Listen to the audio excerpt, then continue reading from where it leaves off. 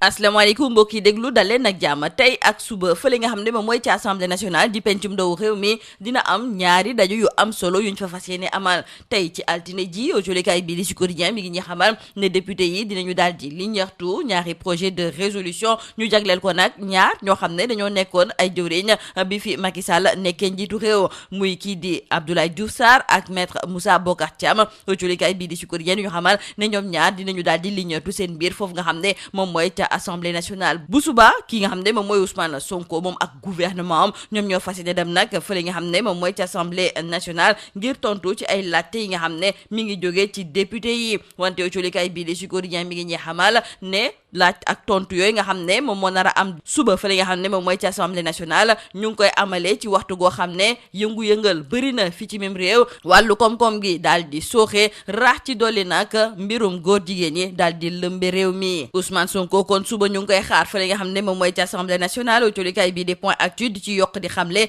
ne Sonko bu suba ñu ngi koy xaar mu daal di tontu jëmale ko ci tolluwaay réew mi ci wàllu koom-koom ak tamit naka la Sénégal fas yéene def nag ba fay bor bi nga xam ne moom la daal di amalee wante it dina tontu jëmale ko nag ci mbirum góor jigéen ñi enquête yéen kaay di ñu xamal ne boobu fekk na ne njiitu réewum Sénégal di Bassirou Diomaye Diakhar Faye moom woowoon na fële nga xam ne moom mooy ca palais présidentiel ñi nga xam ne ñoom ñooy coordonnateurs départementaux bu parti bii nga xam ne moom mooy parti Pastef Walf Quotidien ne ndaje yi nga xam ne dañ koy amal ci wàllu politique pourtant de ñi nekk ci bopp réew mi tey ji dañ ko doon ŋaññ temps yi nga xam ne kii di Macky Sall moo ngi ko fa doon amal loolu kon di firndeel ne lépp lu jublu ci wàllu rupture moom faw ñu daal di xaarandi ba ci kanam ba tey ci lu jublu ci parti bii di Pastef julikaay bii di Vox Populi moo ñuy xamal ne fële nga xam ne de moom mooy ca Kër Massar xëccoo bu tardé moom moo fa daal di am suñu natango yi sax di ñu jottali ay kaddu kii di Waly Diouf Bodian moom mi nga xam ne sànni na dijjëm amu xeer ki nga xam ne de moom mooy docteur Diallo moom moomu di Seydou Diallo it ak seen i ñooñ daal di tontu ba mu saf sàpp ki nga xam ne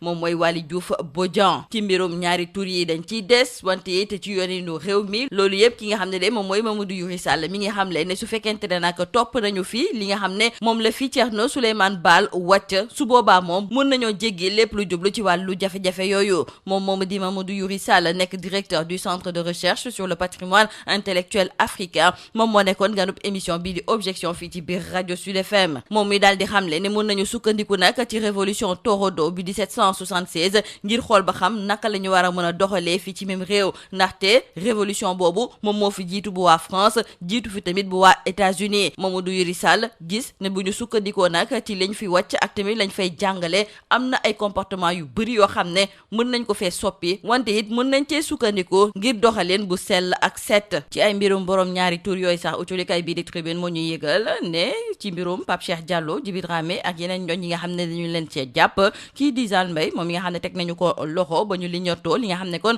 moom mooy yaramam gis nañu nag ne dafa am feebar bi nga xam ne moom mooy feebaru sida Tribune du ci yokk di xamle ne am na yeneen ñaari nit yoo xam ne daal dinañu leen teg loxo uculikaay bii di L'Observateur moom du ci yokk di xamle ne li ko dalee samedi jàpp dimanche am na juróom-benn nit yoo xam ne teg nañu leen loxo ci affaireu sida boobu nga xam ne dañu koy wàllante te xam nañu ne bu baax a baax daal dinañuy am feebar boobu uculikaay bi di Libération di ñu xamalit ne gendarmerie teg na loxo ñeneen ñoo xam ne dañ doon wër rek di wàll li nga xam ne moom mooy feebar bi te nag ñu ngi ko doon amalee ci ay dajo yoo xam ne ñoomi dong de ay góor jigéen ñoom ñoo ci daan faral di nekk suñu naatango yi sax di ñu xamal ne ñaari at a ngi nii mu amoon seen dajo yooyu ñu tuddee ko ay partous ñu ngi ko doon amal nag di ko jaarale ci ay groupe WhatsApp yoo xam ne ubbi yi ak yoos yi dañ ci daan faral di tase te pourtant am na ñoo xam ne xamoon nañu ne am nañu feebar bi nga xam ne moom mooy feebaru sida suñu naataangoo yi nañu kii di Cheikh Ahmadou Gueye moom mi nga xam ne kon bokk na ci ñi teg loxo ba mu takkee jabar sax yàggul te pourtant moom ci boppam xam na ne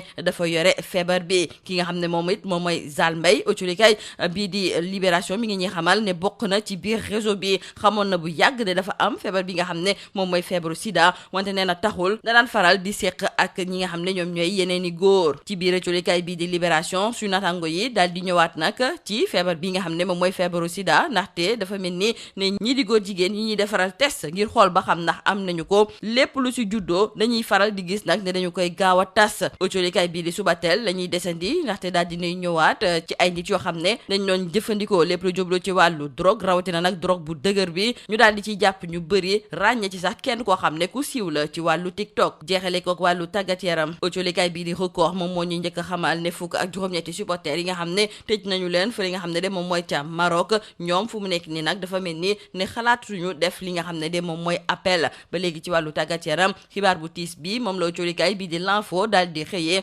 ndaxte mi ngi ñu xamal ne kii di El Hadj Youssou Diouf bokk ci AS Saloum moom de dafa am ab malaise goo xam ne moom moo ko mujjee yóbbu loolu tax nag ba ñuy yëngatu ci wàllu football nekk ci dëcc lii moo nekkoon mboxtulikat yi li nga defa si biir autolikaay ñu leen di ñaanal njeex te lu bës ak jàmm. Mesdames et messieurs, bonjour. L'Assemblée nationale s'apprête à vivre. Les députés sont convoqués ce lundi en session consacrée à l'examen des projets de résolution de mise en accusation visant deux anciens ministres du régime du président Macky Sall. Il s'agit d'Abdoulaye Diouf Sarr et de Moussa Bocar Thiam, respectivement anciens ministres de la Santé et de l'Action sociale et de la Communication. La tenue de cette session consacre ainsi la relance de la procédure de reddition des comptes visant d'anciens dignitaires du régime précédent dont la gestion a été épinglée par des rapports des corps de contrôle public transmis à la Haute Cour de justice après une pause de plus d'une année. Et demain, mardi, une autre session est convoquée. À l'ordre du jour de cette plénière, les questions d'actualité au Premier ministre Ousmane Sonko et à son gouvernement. Cependant, ce face-à-face entre le gouvernement et les députés intervient dans un contexte de persistance des difficultés économiques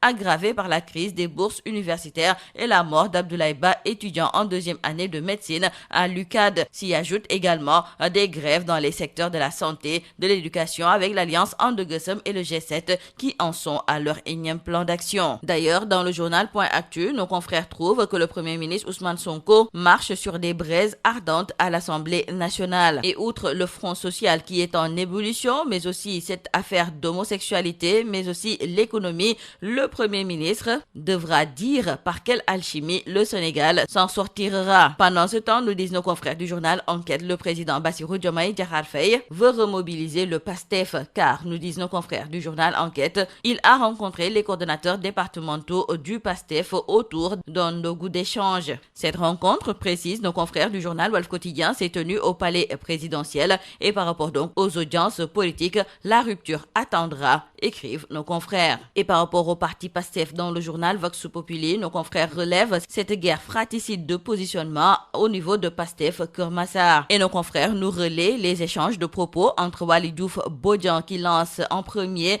des scouds au docteur Diallo. Nos confrères nous relaient également le tir groupé de Seydou Diallo et compagnie sur ce proche de Sonko. Dans ce contexte actuel marqué par une vague d'arrestations de personnes soupçonnées d'être impliquées dans des pratiques d'homosexualité et de transmission volontaire du sida, le directeur du Centre de recherche sur le patrimoine intellectuel africain, Mamadou Yourissal, a présenté la révolution Torodo de 1776 comme un modèle de bonne gouvernance et de justice. L'enseignant-chercheur à l'université Gaston Berger de Saint-Louis était l'invité de l'émission Objection sur la radio Sud FM et il a appelé la jeunesse sénégalaise à s'inspirer des bonnes pratiques issues de cette révolution du Fouta qui devance, selon lui, celle de la France et celle des États-Unis. En effet, se référant à la société foutanké du XVIIIe siècle, il a estimé que les auteurs de telles pratiques auraient été sévèrement punis à l'époque, car, rappelle-t-il encore, tout comportement s'éloignant de la charia était sévèrement puni. Selon lui, les actes liés à l'adultère ou aux relations hors mariage étaient également sanctionnés avec vigueur. Et justement, en parlant de cette affaire d'homosexualité, retournons avec nos confrères du journal Tribune que concernant l'affaire Pape Cheikh Diallo, Djiby Dramé et compagnie, Zalmay a été testé séropositif et il y a eu de nouvelles arrestations. Nos confrères du journal L'Observateur nous parlent même de 6 arrestations entre samedi et dimanche. Et dans le journal Libération, nos confrères nous indiquent que la gendarmerie cerne les ventilateurs. Comprenez ces personnes qui transmettent volontairement le sida lors de partouzes organisées à l'échelle nationale. Et depuis au moins 2 ans, les partouzes étaient organisées via des groupes WhatsApp réunissant Oubi et Yos, dont certains étaient informés de leur statut de porteur du VIH-Sida. Nos confrères nous indiquent même que Cheikh Ahmadou Gueye, marié récemment, était au centre de l'organisation des ébats débat sexuel entre son yos El Hadj Dioum, qui est marié,